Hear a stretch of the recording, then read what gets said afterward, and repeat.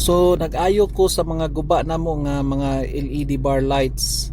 Then pagkahuman ako na lang giapil og ayo ang kining among flashlight kay tandugonon og switch unya like kumauyog, mapalong or may kapag gamay sensitive kaayo, murag lost contact ra siguro ni.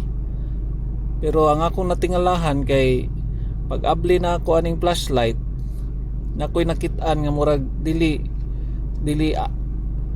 labot jud unta sa flashlight ba, dili siya part kay mao ni siya ang kini siya mao ni ang battery duha ka buok nga 1650 man siguro na kuan.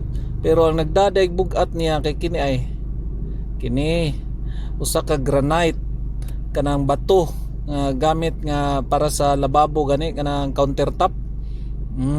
Mo day na ilang gibutang para mobugat ang flashlight aron ingnong naikag unya ingnon nga dakog battery dugay malubat pero day ang sod bato ra.